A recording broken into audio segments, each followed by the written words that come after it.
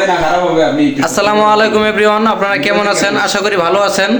দেখুন, এক আপু কমেন্ট করেছেন, কমেন্টের ভিতরে কি লিখছেন যে কিরগিজস্তানে আসলে মেয়েদের জন্য কি করা যায়।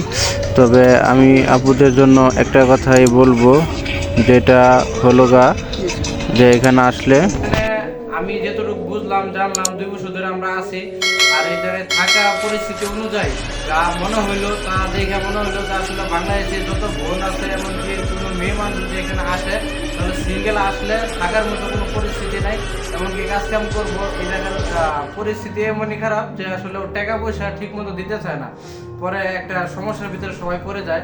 তাই আমি ওই বোনের করে বলছি যে আপনি আমার মতে আপনার না আসাটাই ভালো হবে, শুধু এই কিরগিজস্তানের বিষয়ে। কারণ কিরগিজস্তান যারা আসছে তারা খুবই বিপদে আছে। আমি মনে করি যে থেকে দূরে ফ্যাক্টরি ভালো হবে। এরকম ভিডিওর ভিতরে যত রকম মানুষে বলুক না কেন, ঠিক আছে, ওরকম করে কখনো করবেন না।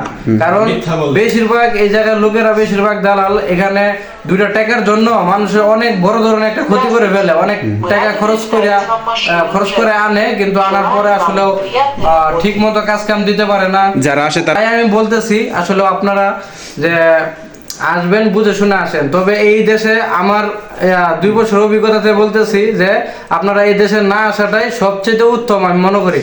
এখন আপনাদের ইচ্ছা, যদি আপনাদের ভালো লাগে তাহলে আসতে পারেন, কিন্তু আমি মনে করি না এই দেশে আসলে কোনো মানুষ আইসা কোনো একটা লাইফ সেট করতে পারবে যে এই দেশটা এরকমই আসলে একটা দেশ।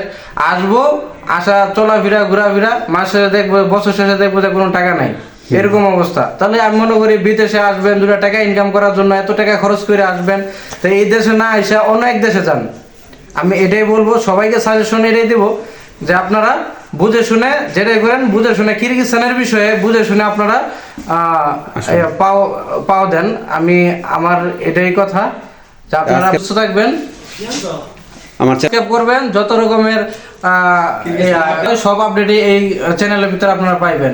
অবশ্য আমি কথা হয়তো বা কারোর কাছে ভালো নাও লাগতে পারে, প্রথম আর কি ভিডিও করতেছি, কিভাবে কথা বলতে হয় এটা এখন আমি পুরোপুরি ক্লিয়ার হই নাই, তো তাহলে ক্ষমার চোখে দেখবেন।